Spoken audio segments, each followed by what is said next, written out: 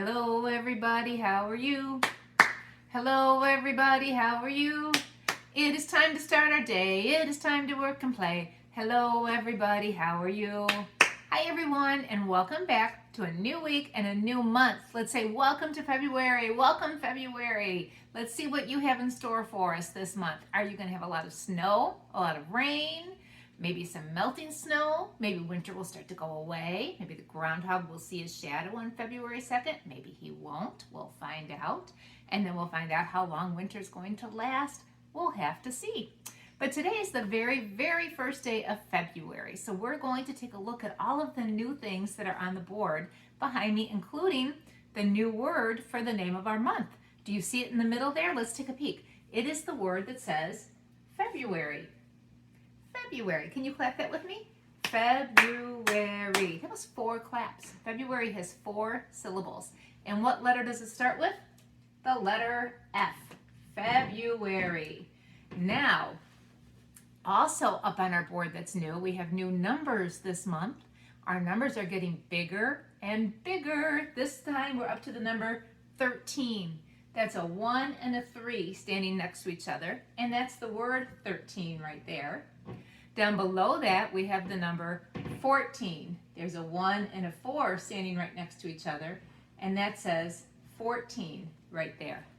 Our season is still the same. That won't change for a long time. That is the season of winter, and we have had a lot of snow. It's snowy outside, and it's going to stay snowy outside for a long time, and it's still cold by us. Also new in the new month for us is a new color. I'll bet just by looking behind me, you can guess what our color of this month is. There's a lot of it behind me. It might even be some of your favorite colors. Let's see. I see it up here. I see it on the shape. I see it on the number today.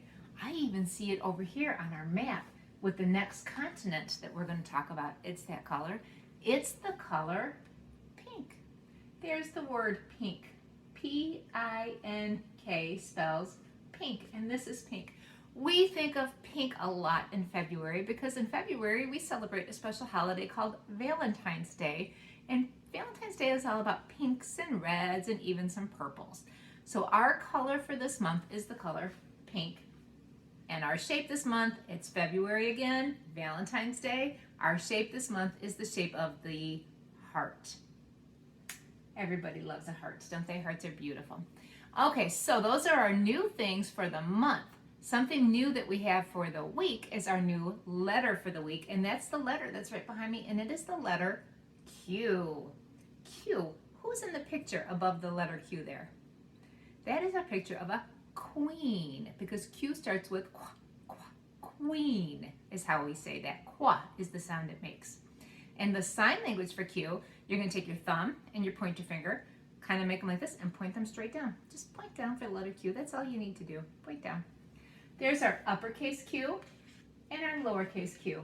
Now, what I like to think of with the uppercase Q is it's kind of like a lazy or an unstable O, let's say. It's an O, but it needs a little extra help standing up. So it's got a little kickstand here. Otherwise, it's just going to roll away. So a Q is the letter O with a little line to hold it into place there. So I think we've talked about everything on our board here. Let's practice doing some writing. Let's write our Q and let's write our 13. So if you have some supplies, if you want to write along with me, grab your supplies. Grab your journals, grab a piece of paper, something to write with, or if you don't have those supplies, just use your finger. Use it on the carpet, use it on the table. You don't have to write. You know, sometimes too, you can do it without paper, without pencil. Maybe you have some shaving cream that your grown-up will let you write the letters or the numbers in. Maybe you have a baggie of paint that you can do that with. There's all kinds of different ways to write our letters and our numbers, and it's fun to try different ones. Let's see. What else can you do? Maybe you have some sand and you can trace the letter or the number in there. Maybe you have some flour. Maybe your grown-up will let you do it in flour. See what creative things you guys can come up with today to practice our writing. In the meantime, I'm going to continue to use my paper and my pencil here. Here is my letter Q. I have my uppercase Q and I have my lowercase q. And I already have my lowercase q glued on here. We're going to do the uppercase Q together in just a moment. But first we have to practice writing them. And again, like I said, I like to think of it as an O that maybe is getting ready to roll away. And so it's got a little kickstand to hold it in place, a little line. So we start at the top like always, and we go down and around and back up to meet our beginning line. And now let's give it its little kickstand so it can't roll away on us. That's the uppercase Q. Let's try the lowercase q now. Lowercase q starts with a circle just like the O does, but then it has a line that goes behind it. You ready? We're going to start at the top, make our circle, back to the top, and then make our line. Sometimes you'll see Q's with a little fancy curly tail that goes like that. I like to draw mine like that just because I think they're pretty, but you can do it either way, straight line down or with a little fancy tail. So that was the tracing part. That helps us learn how to write them and how to hold them and where to start and where to end. Now let's see if we can do it on our own. You guys ready? You want to try writing it by yourselves? When we do the uppercase Q, we start at the top line, go down, bounce back up, and then let's, below this dotted line, give it its little kickstand. Let's do that again. Start at the top, go around, bounce back up, and then come down for the little kickstand. Lowercase letters usually start where? Do they start at the top? In the middle? Do we start them at the bottom and go down? Usually the lowercase letters start in the middle. There are some that don't, but usually we start in the middle. So I'm going to put my marker right here, make a little circle, and then this is one of those special case ones where we get to go below the line. We come down and we bounce back up. Let's do that again. Little circle, come straight down, and you can either stop there or you can bounce back up. Those are our cues, and we're going to take a look at a couple of more cue words in just a moment. But first, I need to put one up on my board. Like I said, I have my lowercase q there. I needed an uppercase Q. I couldn't find any in any of my newspapers or magazines, and then I started thinking, I have one in my house, and you might too. And if your grown-up says it's okay, you can use it. I had a box of Q-tips in my house. So I got the cardboard out, and I noticed there was a Q. So I'm going to cut that out with you guys. I'm going to go around. I got to make sure I include the little kickstand. Back around. Whoop, I almost cut into my Q there. And I dropped my uppercase Q. I have my uppercase Q that I can glue on. Oh my goodness. I can glue that on right here. Uppercase Q and lowercase q. So, can you take a guess what I chose to use as my Q word to put on there? If I went up and I found my box of Q-tips, that means that I also took out a Q-tip to glue on. But I'm not sure, with its shape and everything, I'm not sure it's going to glue on, so I brought some tape along today. I'm going to tape it on. One thing I like to use Q-tips for is painting. Well, you know what, before I put it on there, let me show you. You can use it as a paintbrush. You can dip it in paint. You can go like this.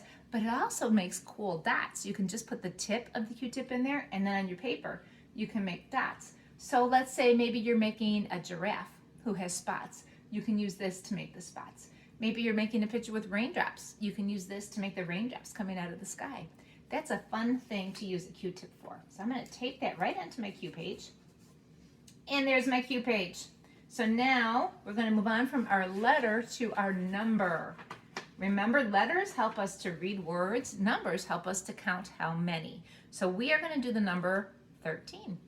And as we said back there, 13 is a 1 and a 3 standing next door to each other. The 1 we're getting pretty good at. We wrote it when we did the number 1. We wrote it when we did 10, twice when we did 11, and 12. So now we're going to do it for the 13. And again, you can have the fancy little top part, or you can just come straight down. You can even put a little base if you want to. The 13, now this one can be kind of tricky. So if you want to, you can just keep practicing it until you get it. 3s, when we did those, maybe you got some good practice and got good at it then. The 13, we start at the top of it here. We go up and around, and we come down to the middle. We don't go all the way through. We just come in a little bit, and then we go down and bounce back up. So let's practice that one a couple of times. You ready? For my 1, I'm just going to make a straight line down this time. So I start at the top and I come down. Now the 13, I kind of start between the top line and the middle line. I hit the top line and I bounce back, go in at the middle line, down, and bounce up. Let's try that again. A straight line down, start between the lines and go up till you hit the top, up, bounce, to the middle, down to the bottom, oh, bounce back up. That's a 13. And one more reminder, when you're writing 11, 12, 10, 13, 14, you want the numbers to be close to each other, because otherwise, if you did the 1 and the 3 over there, people won't know they go together. So they should be standing very close to each other. So I found a number 13, I glued that on, and then I was lucky enough to find 13 of something, because that's a hard number to find a lot of. I found a picture with 13 bottles of juice. Now, we better double check me, because sometimes I make mistakes, so let's count them together. You ready? 1, 2, 3, 4, 5, 6, 7, 8, 9, 10, 11, 12, 13. I think I made a mistake. I think I have 14 there. Let's check that again. We might have to cut one off. 1, 2, 3, 4, 5, 6, 7, 8, 9, 10, 11, 12, 13, 14. I did make a mistake. Do you ever make mistakes? I do it a lot. I'm just going to cut one off. Now I have 13, and now I can glue it on. It's a long one, so I'm going to put a big swipe of glue here. I can glue it on. There, I made a mistake, but I fixed my mistake.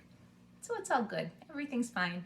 So we have the number 13, and we have the letter Q. I said that we were going to talk about a couple more Q words.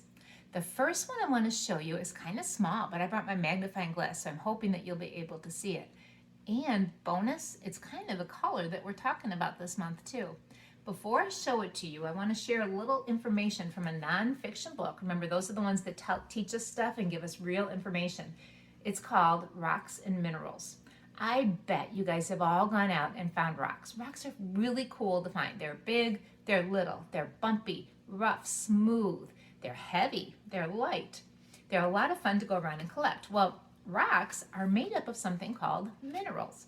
And I have a mineral I'm going to show you in a minute. But before I do, let me give you a little bit of information about the minerals. Ready? Okay. This teaches us something called characteristics of minerals. That tells us what makes them a mineral. Why are they minerals? What's special about them? What do they show us? That kind of a thing. So there are 6 that I want to share with you. Do you see all the numbers? 1, 2, 3, 4, 5, 6 different characteristics, 6 different pieces of information about a mineral that I want to share with you before we go on and I show you the one I have today. First of all, when you're looking at minerals, when geologists, those are people that study rocks and things, when they are studying the minerals, one thing that they're looking to find out is its gravity. They want to know how heavy it is. Something else they look at is its luster. Is it shiny or is it dull? Then they want to look at the transparency. Can you see right through it? Or can light pass through it, or does it not? Then how hard it is, because sometimes they're hard and sometimes they're soft. Those were the first 4 things that we look at, the characteristics.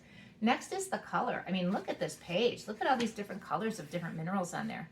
There's a lot of beautiful colors that minerals can be. And the last one is called the streak. When you rub it on a rough surface, does it leave a streak? Does it leave a mark? Or does it not leave a streak? So that's something, a little bit of background information about a mineral. Now, let me show you this page. This one has the one that we're going to look at together in just a minute. It's called a rose quartz. And this worked out really well for us because quartz starts with a Q and rose is a shade of pink. So we're going to have a little bit of a pink mineral to look at in a minute. So this is a rose quartz that we're going to look at. You can see the picture here.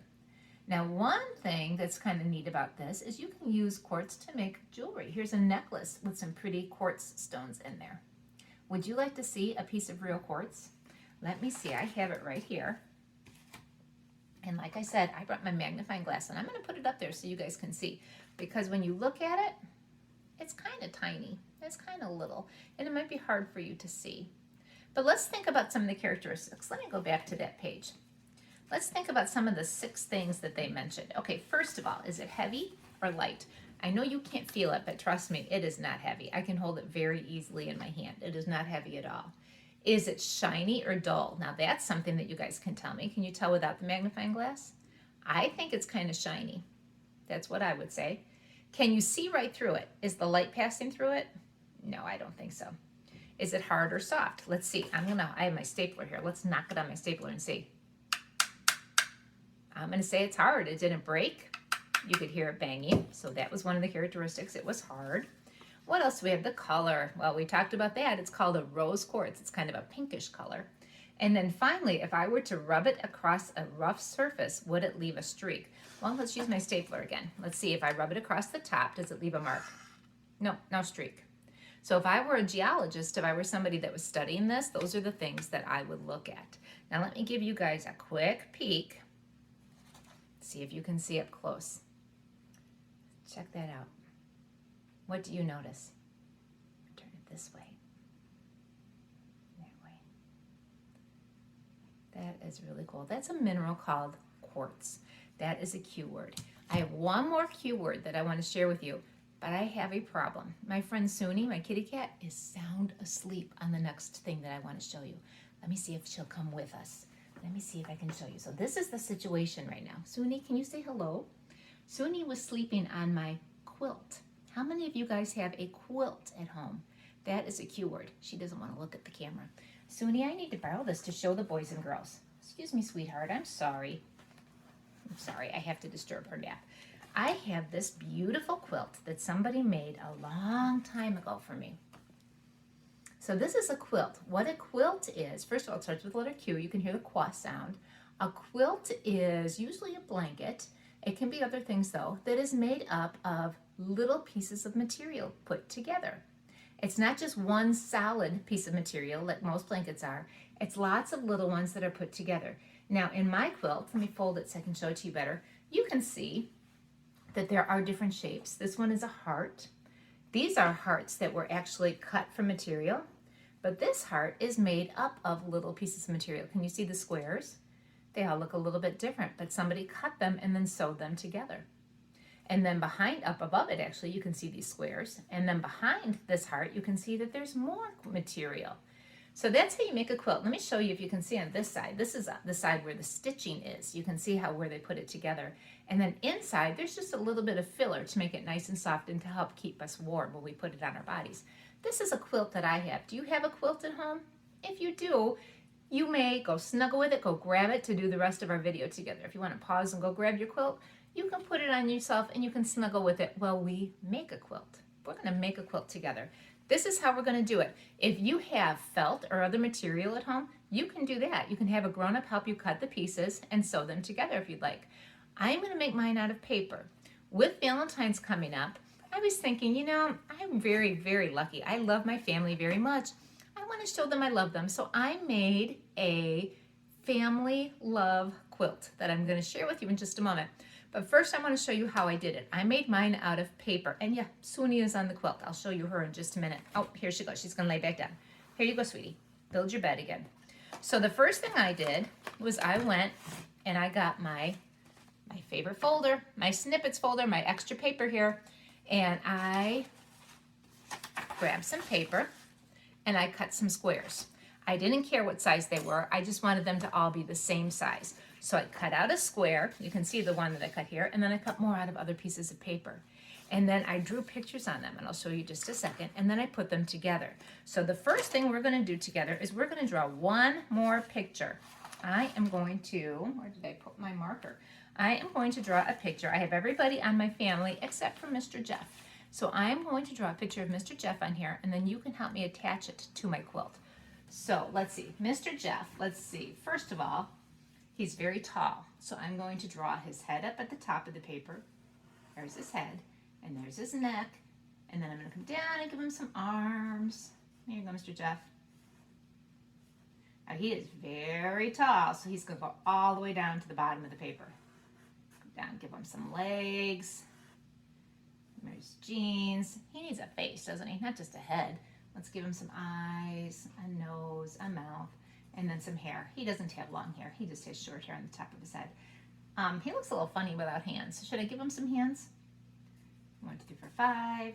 1, 2, 3, 4, 5 fingers. And then we'll give him some shoes down here too. So that's my husband, Mr. Jeff. And I am going to attach him to the family love quilt that I made. I can't wait to show it to you. Let me get it out and I'll show it to you. Let's see. I got to take it out from underneath Suni here. So this is the quilt that I have started. But you can see I'm missing a piece. We'll add Mr. Jeff there in just a second. We have my daughter, Corey, my son, Zach. That's Suni. Then I have my dog, Avery. I have the heart because I love them all.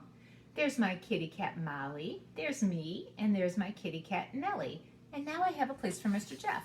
Before I put him on, I want to show you how I attached everything. I chose to use yarn, and I did it in 2 ways. I put holes in the paper here, and then on this one, I just connected them at the top and made a knot. Connected in the middle, made a knot, and connected at the bottom and made a knot. On this one, I actually did some weaving from hole to hole and up and down. Then in between, I just used tape. That's another option. I had tape. I also brought my stapler along to show you because you can use that. One more thing I could have used to connect them, and we'll do that with Mr. Jeff. Let's see if I can put this up here so you guys can see what I'm doing. Okay. We'll attach Zach up there. Okay, so here's my picture of Mr. Jeff. The other thing I'm going to use is pipe cleaner. I can take it, I can put it through the hole in here, I can put it through the hole in here, and then I can simply twist, and that holds them together. So, and then I'll put a piece of tape up here, and let's do that right now so Mr. Jeff isn't dangling away from the rest of us. Let's attach Mr. Jeff here again. So there's my quilt. So today, boys and girls, you can make a family quilt or any kind of quilt. If you have material, if you have paper, you can ask a grown-up to help you cut some papers out. You can draw on them. You can write a little note to somebody. You can put them together and you can have a quilt. You can practice writing your Q's and you can practice writing your 13s. I can't wait to see you again next time. Next time we're going to come back and we're going to talk a lot about shapes. So I will see you next time. Have a good day, everybody. Goodbye.